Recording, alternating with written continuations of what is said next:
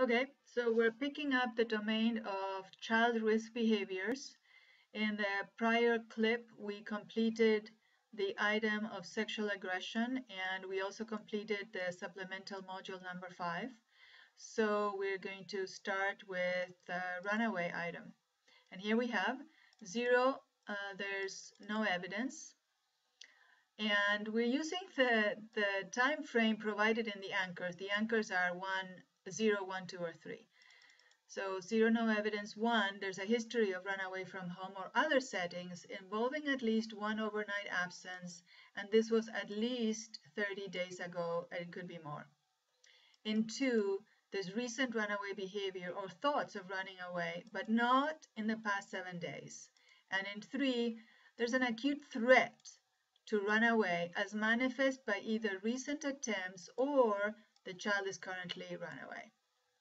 So this module, as you can see, it's grayed out, so it triggers a supplemental module called Runaway Needs module.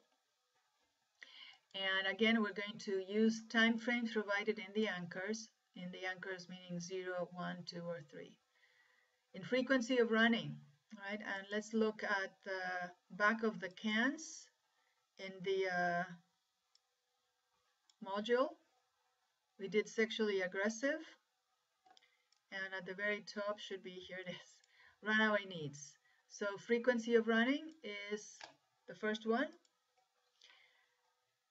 0, child has only run once in past year. 1, child has run 2 to 5 times in the past year.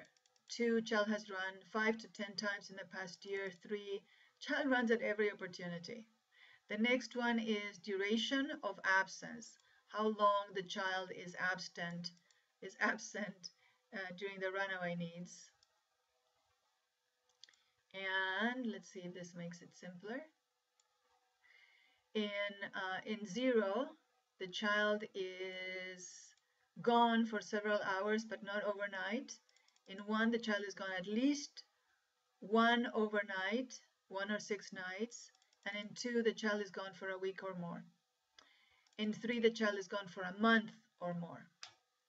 So the next one would be consistency of destination. Where does the child go? In 0, the child always runs to the same destination. In 1, generally runs to the same location or neighborhood, but not always. In 2, runs to the same community, but the specific locations change. And in 3, child runs to no planned destination. Planning of the runaway behaviors. Running behavior is completely spontaneous and emotionally impulsive. That's a 0. 1, running behavior is somewhat planned but not carefully. 2, running behavior is planned. And 3, running behavior is carefully planned and orchestrated to maximize likelihood of not being found. The next one is safety of destination. 0, child runs to a safe environment that meets the basic needs of food, shelter, etc. 1, child runs to generally safe environments, however, they might be somewhat unstable or variable. In 2, the child runs to generally unsafe environments that cannot meet the basic needs. And 3, the child runs to very unsafe environments where the likelihood that he or she will be victimized is high.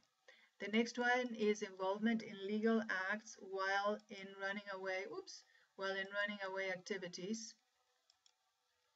And here we go. 0, the child does not engage in illegal activities while on the run beyond those involved with the running itself.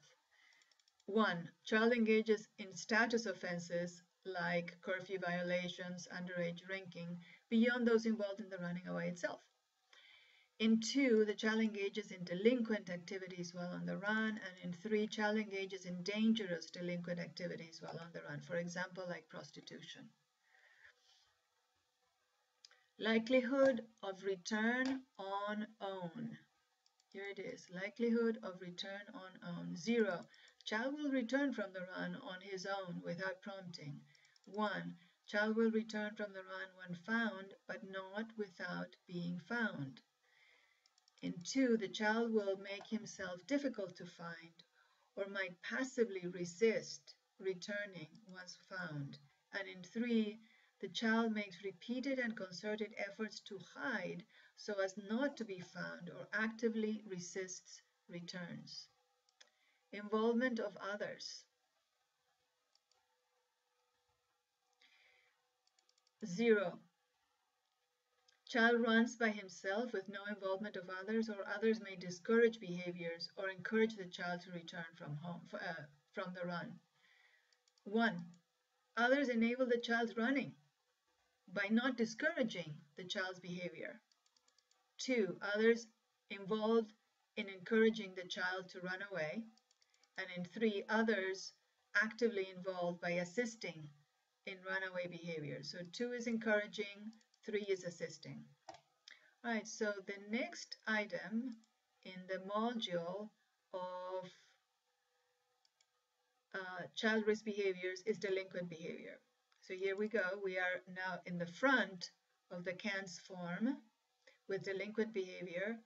0 is no evidence. 1, history of delinquency but no acts of delinquency in the past 30 days. 2, recent acts of delinquency.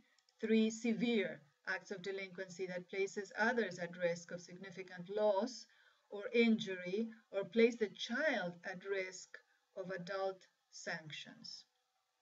So as you can tell, because it's grayed out, this triggers a supplemental module, which is called Juvenile Justice Needs module. I will show it to you on the back of the CANS. Here it is, Juvenile Justice Needs module. This is going to be the last module before ending this clip, supplemental module before ending this clip. So the seriousness of the involvement. 0. The child has engaged only in status violation, curfew, runaway, truancy. 1. Minor delinquent behavior, shoplifting, trespassing, minor vandalism. 2. Significant delinquent behavior, extensive theft, minor assault, significant crimes of property, it would be, involving property. 3. The child has engaged in delinquent behavior that places other citizens at risk of significant physical harm. So harm of others is involved in 3. That's when the child will score a 3. History of the juvenile justice needs. 0. Current delinquent behaviors is the first known occurrence. 1. Child has engaged in multiple delinquent acts in the past 1 year. 2. Multiple delinquent acts for more than a year, but has had periods of at least 3 months where he did not engage in delinquent behaviors. 3. Multiple delinquent acts for more than 1 year without any period of at least 3 months where he did not engage in delinquent behavior. So that's the difference. Any abstinent periods of delinquent behaviors, that the absence of that abstinence qualifies for a 3. Intake complaints. 0. No known juvenile court intakes in the past. That's a 0. 1. History of delinquency, but no juvenile court intakes in the past 30 days. That's a 1. A 2. 1 to 2 juvenile court intakes in the last 30 days. A 3. More than 2 juvenile court intakes in the last 30 days. So as we did in prior supplemental modules, both in history and in intake complaints, the time frames are provided in the definitions of the scoring themselves, or the anchors. So we use the time frames that are offered in what the author calls the anchors. The next item is called planning, and this is rated in the past 30 days. So 0, no evidence of any planning. Delinquent behavior appears opportunistic or impulsive.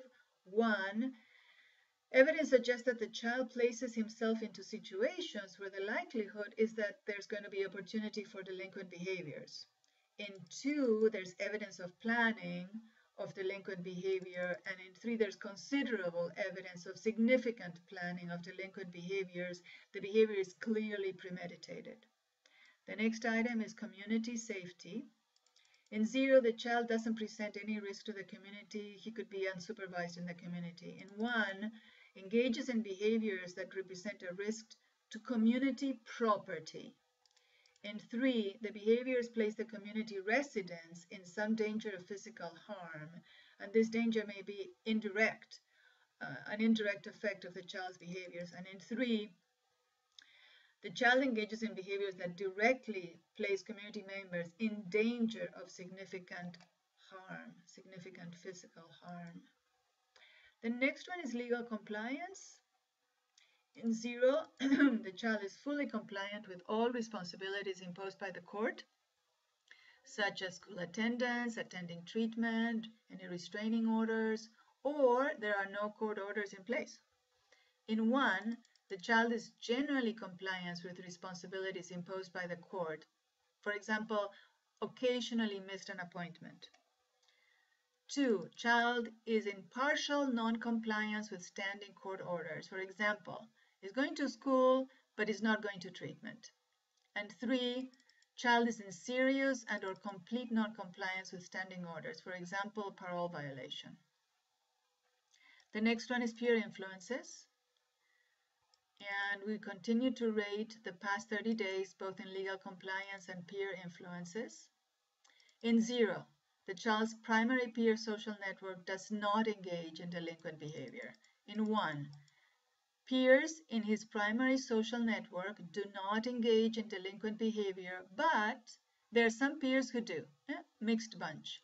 2, predominantly peers who engage in delinquent behavior, but the child is not a member of a gang. And 3, is a member of a gang whose membership encourages or requires illegal behavior as an aspect of gang membership.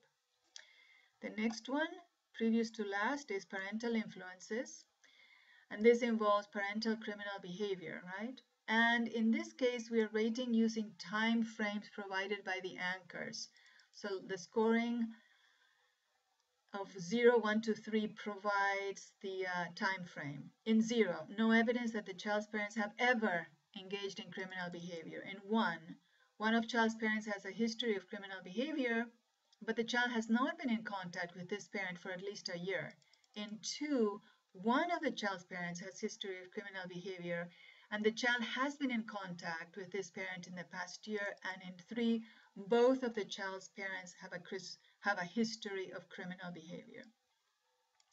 And lastly, environmental influences is the last item of this supplemental module of juvenile justice. And environmental influences is rated around the child's living situation. So 0, no evidence that the child's environment stimulates or exposes the child to any delinquent behavior. That's 0. 1, there's mild problems in the child's environment that might expose the child to delinquent behavior. In 2, there are moderate problems in the child's environment that clearly expose the child to delinquent behavior. And in 3, severe problems in the child's environment that stimulate the child to engage in delinquent behavior. All right, so we're going to stop here with the module of child risk behaviors. And the next video clip will continue with fire setting.